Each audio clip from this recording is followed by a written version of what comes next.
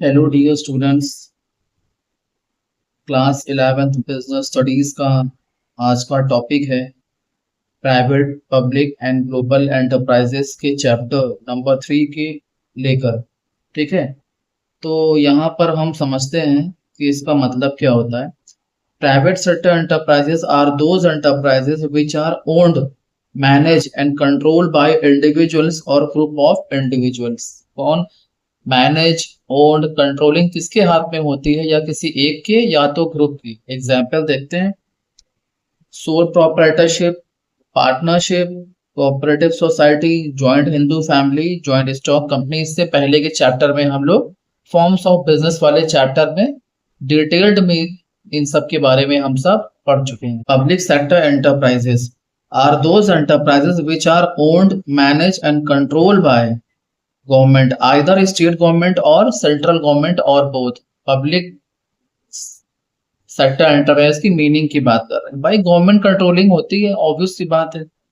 क्या एग्जांपल हो सकते हैं? डिपार्टमेंटल अंडरटेकिंग्स, और second statutory corporation, third government company. ये तीन टाइप्स के होते हैं। ग्लोबल एंटरप्राइजेस की बात करते हैं, मल्टीनेशनल कंपनी एग्जाम्पल है इसका। Global enterprises are those enterprises which operate in other than one country. भाई ग्लोबल का मतलब क्या होता है? इंटरनेशनल, ठीक है ना, जो एक कंट्री से ज्यादा में होती हैं, जैसे एप्पल है, रिलायंस है, टाटा है। क्या सिर्फ एक ही कंट्री में है? अलग अलग देशों में स्टैब्लिश्ड है ना ये सब। तो such a company has factory, branches and offices in more than one country. Public sector enterprises में क्या क्या चीजें आ सकती हैं? एग्जाम्पल क्या हो सकते हैं? टाइप्स तो मैंने बता दी। अब पब्लिक सेक्टर एंटरप्राइजेस में क्या क्या हो सकते हैं, कौन कौन से आते हैं चीजें, देखिए। डिपार्टमेंटल अंडरटेकिंग्स की बात करते हैं पहले। फर्स्ट क्या है हमारा? Indian railway, Indian defence, Indian post, all India radio और Doordarshan. Management and control by ministry. कौन कंट्रोल करता है इसे? मिनिस्ट्री कंट्रोल करती है। फीचर्स, अब फीचर्स की बात करते हैं। First, finance. It finance by government through allocation of funds in annual general budget of the parliament. Government treasury provide finance and revenue earn is also paid in the country. भाई government के पास जो खजाने होते हैं, treasury होती है, वहां से इसको फिनांस मिलता है, ठीक है ना। इस टाइप के एंटरप्राइज की बात कर रहे हैं।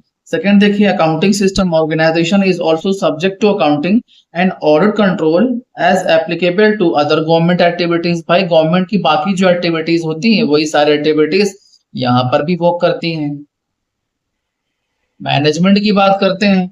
Management, it is manage and control by the government, subject to district control of the direct control of the ministry. कौन कंट्रोल करता है भाई? इसकी मैनेजमेंट किसके हाथ में होता है?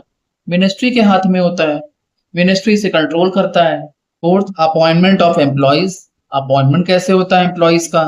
But employees are government employees. Employees कौन से होते हैं इसके? गवर्नमेंट होते हैं, सरकारी मुलाजिम होते हैं। And terms and conditions of their appointment, remuneration, promotion are determined by the government. They are head IAS. कौन होते हैं? आईएएस ऑफिसर होते हैं। एडवांटेज की बात करते हैं।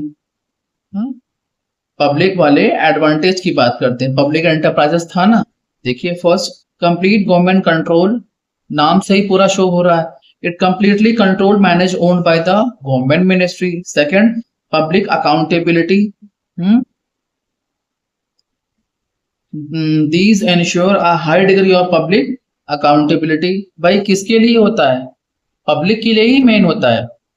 Third, source of income, revenue earned by the government enterprise is a source of income for the government। भाई इसका source of income क्या होता है? आप देख लो यहाँ पर। हाँ, इंडियन रेलवे से पैसा आता है, इंडियन पोस्ट से पैसा आता है और डिफेंस से पैसा आता है। Fourth, suitable for national security। हाँ, suitable when national security is concerned as it is under control and supervision of ministry। सारी कंट्रोलिंग, सिक्योरिटी प्रोवाइडिंग सब कुछ मिनिस्ट्री के हाथ में होती है। Disadvantage, first, flexibility. फ्लेक्सिबिलिटी का मतलब अपने मन से आप कुछ नहीं कर सकते without government decision. These are little scope for exercising initiative and making improvement. कुछ और अच्छा करना हो तो आप कुछ नहीं कर सकते, कोई इंप्रूवमेंट, कोई बदलाव नहीं कर सकते जब तक कि गवर्नमेंट आपको कुछ करने को ना बोले। Second, delay in decision making. भाई आपको कोई भी डिसीजन लेना हो तो छोटा, उससे ऊपर, फिर उससे ऊपर, फिर उससे ऊपर पूछ कर काम करेगा ना, अपने मन थोड़ी काम करेगा, तो डिसीजन तो फिर डिले हो ही जाएगा। The employee are or head of department of such undertaking are not allowed to take independent in decision without the approval of the ministry। Ministry के बिना अप्रूवल के आप कुछ नहीं कर सकते, अपने मन से लाओ डिसीजन ले लिया, nothing. Third, fails in identify opportunity। हाँ, these enterprise are unable to take advantage of business opportunity। भाई यहाँ पे मेन, मैंने क्या बोला आपको, मेन मकसद क्या होता है, मेन मोटिव क्या होता है, पब्लिक को सर्विस प्रोवाइड करना, नॉट अ प्रॉफिट अर्निंग। ठीक है ना, वो चाहे इंडियन रेलवे हो, चाहे पब्लिक, चाहे कुछ भी हो, पब्लिक को सेटिस्फैक्शन प्रोवाइड करने के लिए ये मेन बनाई जाती हैं। तो ये लेक्चर अगर आपको अच्छा लगा हो तो please subscribe my channel. Thank you.